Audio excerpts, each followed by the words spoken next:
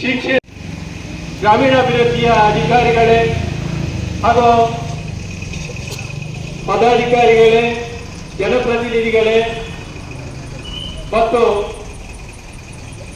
ಇವತ್ತಿನ ಈ ಸಮಯ ಈ ದಿನಕ್ಕಾಗಿ ಕಾಯ್ತಾ ಇದ್ದೆವು. ಯಾವತ್ತು ಶ್ರೀ ಕ್ಷೇತ್ರದ ಧರ್ಮಾಧಿಕಾರಿಗಳಾದ ವೀರೇಂದ್ರ ಹೆಗ್ಡೆ ಅವರು ಬಹಿರಂಗವಾಗಿ ಪತ್ರಿಕಾಗೋಷ್ಠಿಯಲ್ಲಿ ಮಾತಾಡ್ತಾರೆ, ಅದರ ನಂತರ ನಾವು ಹೆಬ್ರಿಯಲ್ಲಿ ಒಂದು ಜನರಿಗೆ ಒಂದು ಸಂದೇಶ ಮುಟ್ಟಿಸಬೇಕಂತ ಹೇಳಿ ತೀರ್ಮಾನ ಮಾಡಿದ್ವಿ. ನಮ್ಮೊಟ್ಟಿಗೆ ಅನೇಕ ಜನ ಇದ್ದಾರೆ. ನವೀನ್ ಶೆಟ್ರು, ಮಂಜುನಾಥ್ ಭಂಡಾರಿ, ಮಾವೀರ್ ಹೆಗ್ಡೆಯರು, ಹರೀಶ್ ಶೆಟ್ರು, ಸುರೇಶ್ ಶೆಟ್ರು ಅಂತ ಎಲ್ಲ ವಲಯಾಧ್ಯಕ್ಷರುಗಳು, ವಾದಿರಾಜ್ ಶೆಟ್ರು, ವಿಠಲ್ ಶೆಟ್ರು, ಹರ್ಷ ಶೆಟ್ರು, ಸತೀಶ್ ಬೈಗಳು, ಇವತ್ತು ಯಾರು ನಾವು ಹುಟ್ಟುವಾಗಲೇ ನಾವು ಪಡ್ಕೊಂಡು ಬಂದಿದೆ ನಮ್ಮ ತಂದೆ ತಾಯಿಯಿಂದ. ಯಾವ ದೇವರನ್ನು ನಾವು ದೈವಗಳನ್ನು ಮನೆಯಲ್ಲಿ ನಂಬುತ್ತೇವೋ ಆ ದೈವಗಳು ಸಹ ಧರ್ಮಸ್ಥಳದ ದೇವರನ್ನು ಅವರಲ್ಲಿ ತೀರ್ಮಾನ ಆಗದಂತ ವಿಷಯವನ್ನು ಶ್ರೀ ಕ್ಷೇತ್ರ ಧರ್ಮಸ್ಥಳಕ್ಕೆ ಹೋಗಿ ಅಂತ ಹೇಳಿ ತೀರ್ಮಾನ ಮಾಡ್ಕೊಂಡು ಬಂದೆ ಅಂತ ಹೇಳ್ತಾ ಇದ್ದಾರೆ. ಅಂತ ಕಾರ್ಮಿಕ ಮಹಿಮೆಯನ್ನು ಕೇವಲ ಕ್ಷುಲ್ಲಕ ಜನರು ಇವತ್ತು ಷಡ್ಯಂತರದಿಂದ ಸುಳ್ಳು ಹೇಳಿಕೆಗಳಿಗೆ ಆಗ್ತಾ ಇಲ್ಲ. ಈ ಒಕ್ಕಟ್ಟನ್ನು ಹಾಳು ಮಾಡಬೇಕಂತ ಹೇಳಿ ಪ್ರಯತ್ನ ಮಾಡ್ತಾ ಇದ್ದಾರೆ. ಇದು ನಮ್ಮ ನಾಡಿಗೆ, ನಮ್ಮ ತುಳುನಾಡಿಗೆ, ನಮ್ಮ ಮನೆತನಕ್ಕೆ, ನಮ್ಮ ಕುಟುಂಬಕ್ಕೆ ದೊಡ್ಡ ಕೆಟ್ಟ ಹೆಸರು. ನಮ್ಮಲ್ಲೊಂದು ಒಕ್ಕಟ್ಟಿದೆ, ಸಾಮರಸ್ಯತೆ, ಎಲ್ಲ ಧರ್ಮ ಜಾತಿಗಳನ್ನು ಒಟ್ಟು ಮಾಡಿ ಒಂದೇ ವೇದಿಕೆಯಲ್ಲಿ ಕೂರಿಸಿದಂತ ವ್ಯಕ್ತಿ ಡಾಕ್ಟರ್ ವೀರೇಂದ್ರ ಹೆಗ್ಡೆಯವರು. ಧರ್ಮಸ್ಥಳದಲ್ಲಿ ಮಾತ್ರ, ಯಾವ ಕ್ಷೇತ್ರದಲ್ಲಿ ಆಗಲಿಲ್ಲ, ತಿರುಪತಿಯಲ್ಲಿ ಆಗಲಿಲ್ಲ, ಕಾಶಿಯಲ್ಲಿ ಆಗಲಿಲ್ಲ. ಎಲ್ಲ ಧರ್ಮದವರು ದೇವರ ಮಕ್ಕಳು, ಮಾನವ ಧರ್ಮ ಶ್ರೇಷ್ಠ, ಮಾನವ ಮೌಲ್ಯ ಶ್ರೇಷ್ಠ ಅಂತ ಸಾರಿದವರು ಇದ್ರೆ ಅದು ಡಾಕ್ಟರ್ ವೀರೇಂದ್ರ ಹೆಗ್ಡೆಯವರು ಮಾತ್ರ. ಬಡವರು ದೊಡ್ಡವರು ಅಂತ ಭೇದ ಭಾವ ಎಲ್ಲ ಒಂದೇ ಪಂಕ್ತಿಯಲ್ಲಿ ಪ್ರಸಾದವನ್ನು ಸ್ವೀಕಾರ ಮಾಡ್ತಾ ಬಂದಂತ ಪುಣ್ಯಕ್ಷೇತ್ರ ವೀರೇಂದ್ರ ಹೆಗ್ಡೆಯವರು. ಇವತ್ತು 77 ವರ್ಷದವರು ಬಹಳ ಆಳವಾದ ದುಃಖದಿಂದ ಆಳವಾದ ಒಂದು ಮನಸ್ಸಿನಲ್ಲಿ ಹೇಳಿದರು, ನಾನು ಸಂಕೋಚದಲ್ಲಿ ಇಲ್ಲ, ನನ್ನ ಕೆಲಸ ನಿರಂತರ ನಡೀತಾ ಇದೆ, ಮುಂದೆ ಸಹ ನಡೀತದೆ. ಕೆಟ್ಟದ್ದು ಮಾಡಿದವರಿಗೆ ಖಂಡಿತ ಶಿಕ್ಷೆ ಆಗ್ತದೆ, ಆ ಸಮಯ ಬಂದಿದೆ ಅಂತ ಹೇಳಿ ನಿನ್ನೆ ಪತ್ರಿಕಾಗೋಷ್ಠಿಯಲ್ಲಿ ಹೇಳಿದ್ದು ನಾಚಿಕೆ ಆಗಬೇಕು ಆ ಷಡ್ಯಂತ್ರಿಗಳಿಗೆ.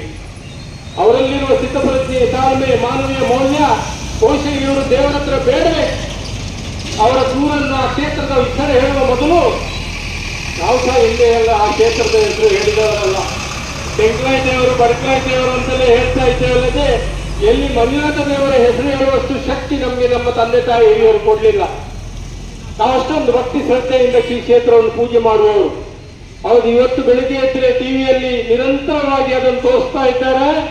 ಒಬ್ಬ ದೂತ ಇಡೀ ದೇಹವನ್ನು ಕಪ್ಪು ಮುಚ್ಚಿಕೊಂಡು ಇದ್ದಾರೆ, ಒಂದು ಮಾನವನ ಬುರುಡೆಯನ್ನು ಹಿಡಿದು ಕೆತ್ತುವಂತ ತಂದಿ. ಇದು ಮನುಷ್ಯನಿಂದ ಪ್ರಾಣಿಯಿಂದ, ಇದಕ್ಕೆ ಶಿಕ್ಷೆ ಉಂಟು. ಇದು ಯಾವ ಮಸನದ ತಂದಿ, ಯಾವ ಹೆಣತ್ತು ತಂದಿ ಅಂತ ಕೇಳ್ತಿದ್ರು. ಇವತ್ತು 30 ದಿವಸ ಮೇಲೆ ಆಯ್ತು. ದೂರುದಾರ ಆ ಒಂದು ಸೈತಾನ ಅವನಿಗೆ ಕೇಳಲಿಲ್ಲ, ಇವತ್ತು ಎಲ್ಲಿಂದ ತಂದಿ ಆ ಬುರುಡೆ, ಯಾಕೆ ತಂದಿ, ಯಾರು ಕೊಟ್ಟರು, ಯಾವ ಹೆಣತ್ತು ಅಂತ ಕೇಳಲಿಲ್ಲ. ಇವತ್ತು ಬುರುಡೆ ಮಾಡುವ ಒಬ್ಬ ದೂರುದಾರನ ವಿಚಾರವಾಗಿ ಇದು ಸರ್ಕಾರ ಸುಮಾರು 100 ಲಕ್ಷಕ್ಕಿಂತ ಹೆಚ್ಚು ಖರ್ಚು ಮಾಡ್ತಾ ಇದೆ. ದುರದೃಷ್ಟ ನಮ್ಗೆ ಇಂಥ ಪ್ರಸಂಗವನ್ನು ಕಣ್ಣಲ್ಲಿ ನೋಡ್ಲಿಕ್ಕೆ. ಯಾವ ಕ್ಷೇತ್ರವನ್ನು ನಮ್ಮ ಭೂಲೋಕದ ಸ್ವರ್ಗ ಅಂತ ನಾವು ಬಂದರೆ, ಅಣ್ಣಪ್ಪ 700 ವರ್ಷದ ಹಿಂದೆ ನೆಲ್ಯಾಡಿ ಬೀಡಲ್ಲಿ ಆ ನೆಲ್ಯಾಡಿ ಬೀಡಿನ ಸೇವೆ ಮಾಡಿಕೊಂಡಿದ್ದಂತ ಒಬ್ಬ ಸೇವಕ, ಅವರ ಕಾಲದ ನಂತರ ಇವತ್ತು ಅಣ್ಣಪ್ಪ ಬಂಜೂರ್ಲಿ ಆಗಿದ್ದಾರೆ. ಹೇಗೆ ನಮ್ಮ ದೈವಗಳೆಲ್ಲ ಮಾನವ ಪುರುಷರು ಅಥವಾ ಕೋಟಿ ಚೆನ್ನೈಯರಿರ್ಬೋದು, ಎಲ್ಲ ದೈವ ಪುರುಷಗಳಾಗಿದ್ದಾರೆ.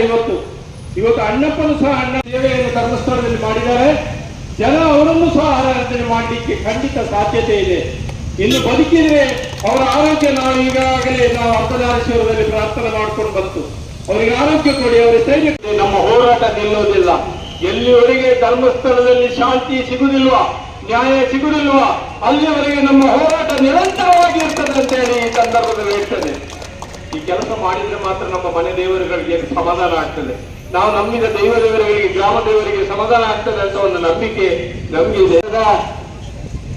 ಪುಣ್ಯಕ್ಷೇತ್ರಕ್ಕೆ ಆಗ್ತಾ ಇರುವಂತ ಅನ್ಯಾಯ ಮತ್ತು ಅಪಚಾರದ ವಿರುದ್ಧ ಜನಾಗ್ರಹ ಸಭೆಯನ್ನ ಇವತ್ತು ಹೆಬ್ರಿ ತಾಲೂಕಿನಲ್ಲಿ ನಾವು ನೆರವೇರಿಸಿಕೊಂಡಿದ್ದೇವೆ.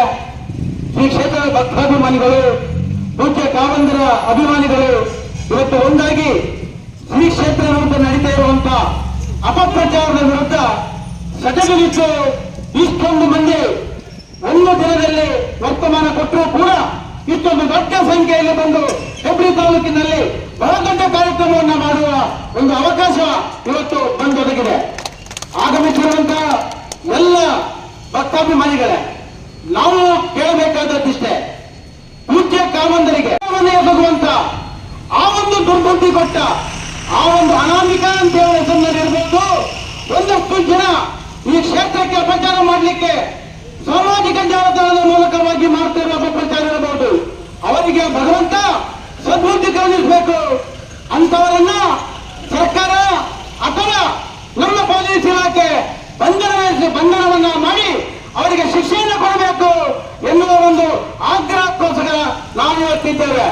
ಬಂಧುಗಳೇ, ಈ ಒಂದು ಅನಾಚಾರ ಮಾಡಬೇಕಾದ್ರೆ ಪೂಜ್ಯರ ತಪ್ಪೇನು ಎನ್ನುವಂಥದ್ದನ್ನ ನಾವು ಕೇಳಬೇಕಾಗಿದೆ.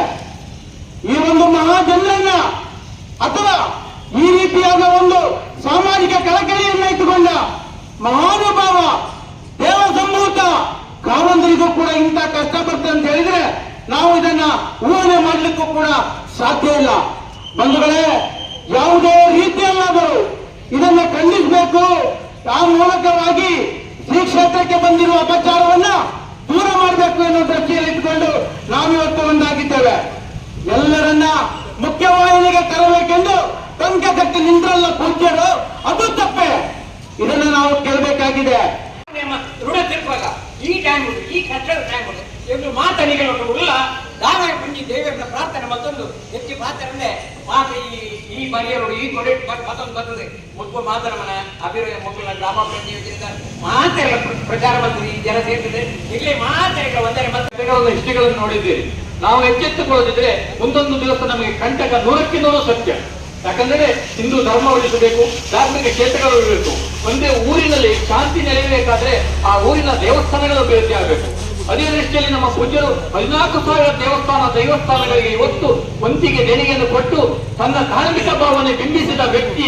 ದೈವಗಳ ನಮಸ್ಕಾರ. ಮತ್ತೊಂದು ಇನ್ನು ಸೇರಿನ ಧರ್ಮಸ್ಥಳದ ಪಾವಿತ್ರ್ಯತೆಗೆ ಧಕ್ಕೆ ಆದಾಗ ಹಿಂದೂ ಸಮಾಜ ಒಟ್ಟು ಸೇರಿದು ದೊಡ್ಡ ಮಟ್ಟದ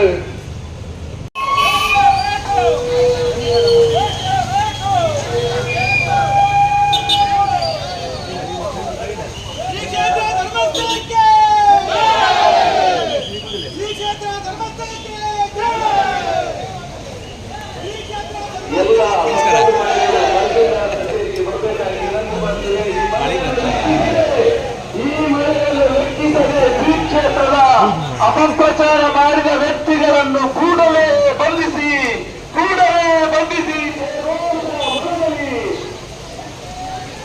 ಬಂಧುಗಳೇ, ಈ ಒಂದು